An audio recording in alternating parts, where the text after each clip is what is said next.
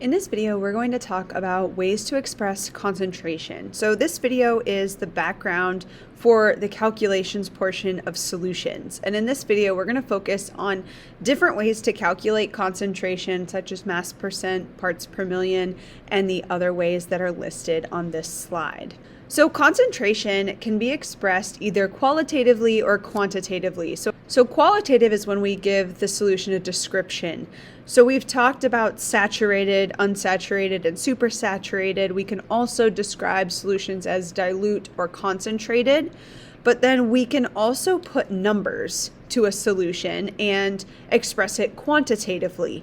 And that's how we can calculate and look at mass percent, parts per million, molarity, molality, and mole fraction. So the first way to calculate concentration is percent by mass. And we've looked at percent by mass before, or mass percent.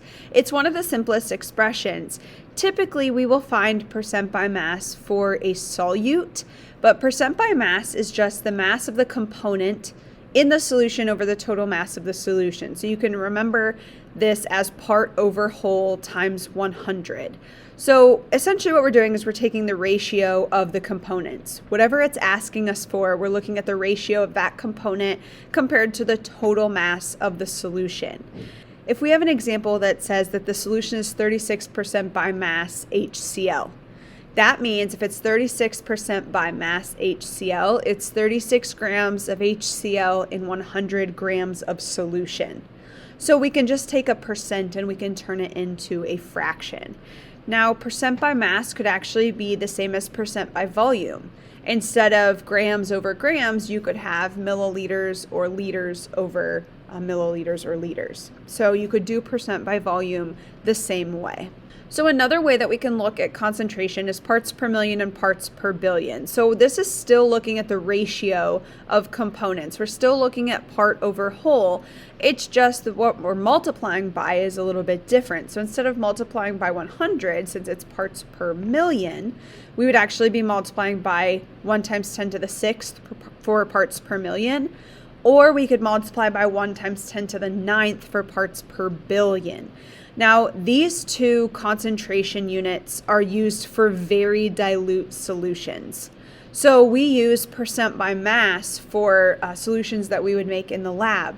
Parts per million and parts per billion are typically used when you're looking at contaminations in water or poisons. Uses parts per million and parts per billion because it's very dilute solution. So if you have 1 part per million, that means that you would have 1 gram of the solute in 1 million grams of solution. So a very dilute solution. So the next concentration method that we will look at is mole fraction. And you might remember mole fraction from when we looked at gases. The mole fraction is just a ratio of moles. So we have moles of one of the components over total moles of the solution.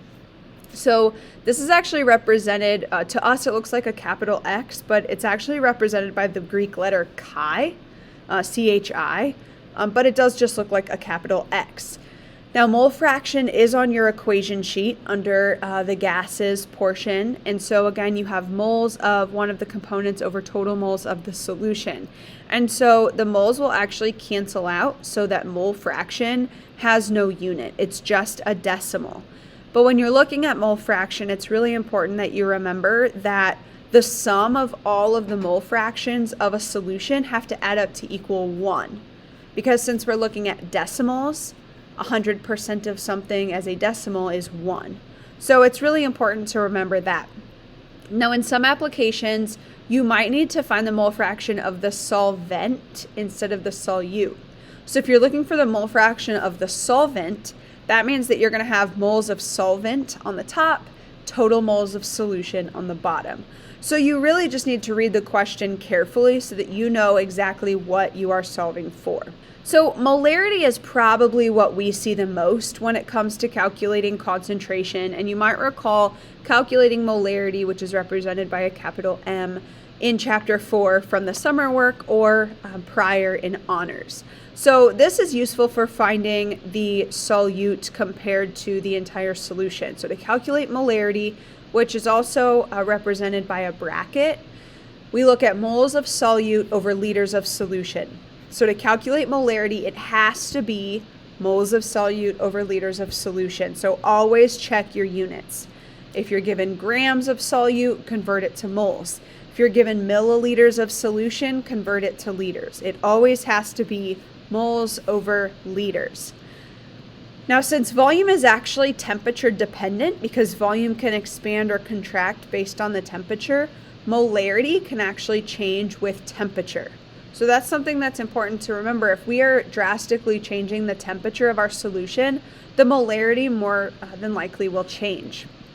Now, something else that's important to remember is that not only do we deal with concentrated solutions, meaning we have a lot of solute in the solution, but we can also look at dilute solutions. So if you remember the dilution formula, which is not on the equation sheet, so you want to make sure that you have written down, is M1V1 equals M2V2. The capital M's are molarity and the V is volume. So this allows us to look at how we could dilute solutions down starting from a stock solution. So then we look at molality. So we have molarity, which is represented by a capital M, and then we have molality, which is a lowercase m. So molality is used a lot with colligative properties, which we will talk about later. And this is actually looking at the moles of solute compared to the kilograms of solvent. So molarity depended on the volume of the solution. Molality only looks at the ratio of solute to solvent. So to calculate molality, we do moles of solute over kilograms of solvent. So moles over kilograms is molality. Notice that there is no total solution anywhere in this equation. And so since both moles and mass do not change with temperature, molality is actually not temperature dependent.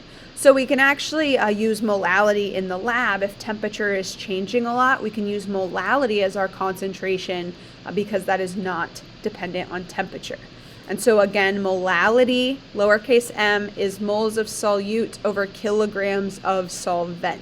So this table, this slide just shows a summary of all of the different equations from this video. The one thing that is not on here is dilutions. So if you want to add dilutions to the bottom, you can. So down here at the bottom, you can have dilutions. There's really no abbreviation for dilutions, but then for the equation, you can use M1V1 equals M2V2. So remember that there are different ways to calculate concentration, but all of them we're typically looking at how much solute is dissolved in solution. Now there are times you might be asked about solvent, but normally we're looking at solute. So the last thing that we're going to look at is how to actually go back and forth between molarity and molality. And we will look at this in class, but it's important to know what you need in order to go between the two.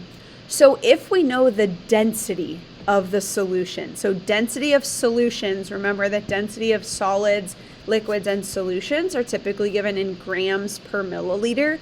So if we know the density of solution, so grams per milliliter of solution, we can actually calculate the molality from the molarity and vice versa.